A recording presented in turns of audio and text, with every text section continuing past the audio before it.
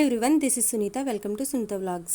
Friends, ఈరోజు వీడియోలో మనం అప్పటికప్పుడు కలుపుకున్నా కూడా బజ్జీలు చాలా మెత్తగా మృదువుగా రావాలి అంటే నేను చెప్పే టిప్స్తో పాటించినట్లయితే మీకు తప్పకుండా వస్తాయి. ముందుగా నేను ఒక ఆనియన్, అలానే 3 గ్రీన్ చిల్లీ సన్నగా చాప్ చేసుకున్నాను. అలానే 1 ఇంచు అల్లం ముక్క, టేస్ట్కి సరిపడా సాల్ట్, కొద్దిగా బేకింగ్ సోడా, 1 కప్పు వరిపిండి వేసుకోవడం వల్ల మనకి బజ్జీలు సాగకుండా వస్తాయి.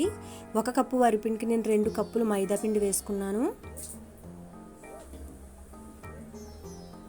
వరిపిండి వల్ల మనకి పైన క్రిస్పీగా లోపల మెత్తగా వస్తాయి, సాగకుండా ఉంటాయి బజ్జీలు అనేవి.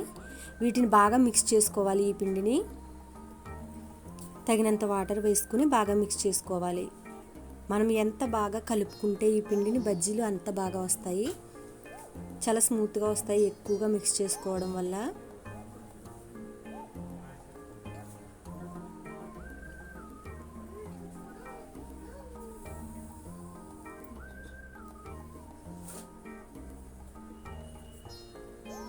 ఇలా ఒక 10 మినిట్స్ పాటు అయినా మనము మిక్స్ చేసుకోవాలి బాగా.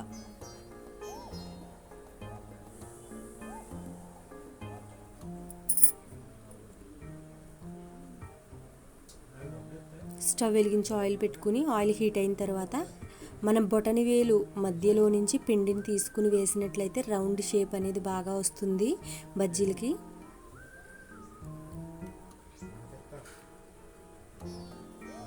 మీలో ఎవరైనా మన ఛానల్ని ఫస్ట్ టైం చూస్తున్నట్లయితే తప్పకుండా సబ్స్క్రైబ్ చేసుకోండి. అలానే పక్కన ఒక బెల్ ఐకాన్ వస్తుంది, దాన్ని కూడా ఆన్లో పెట్టుకోండి. మీరు ఇలా చేయడం ద్వారా నేను ఎప్పుడు ఎలాంటి వీడియోస్ అప్లోడ్ చేసినా నోటిఫికేషన్ ద్వారా చూడగలుగుతారు. చూసారు కదా, మనకి రౌండ్ షేప్ అనేది ఎంత బాగా వచ్చిందో. మనం చేతి నిండా పిండిని తీసుకుని బొటన వేలు మధ్యలో నుంచి వేసుకున్నట్లయితే మనకి రౌండ్ షేప్ అనేది బాగా వస్తుంది. మీకు ఈ వీడియో నచ్చినట్లయితే లైక్ చేయండి, షేర్ చేయండి. మరిన్ని మంచి వీడియోస్ కోసం మన ఛానల్ని సబ్స్క్రైబ్ చేసుకోండి. అలానే ఈ వీడియోపై మీ కామెంట్ని కూడా నాకు తెలియజేయండి. వీటిని మరీ ఎక్కువగా వేయించకూడదు, ఎందుకంటే బయటకు తీసిన తర్వాత మళ్ళీ కలర్ చేంజ్ అవుతుంది. గోల్డెన్ బ్రౌన్ కలర్ వచ్చేంత వరకు వేయించుకుని తీసేసుకోవాలి.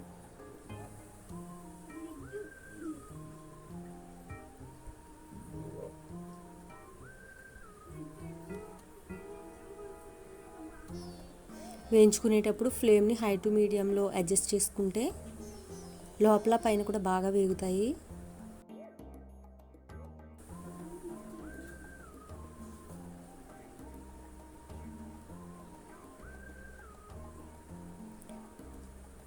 నేను చెప్పే టిప్స్ అండ్ ట్రిక్స్ ఫాలో అయినట్లయితే మీకు చాలా బాగా వస్తాయి బోండాలు అనేవి.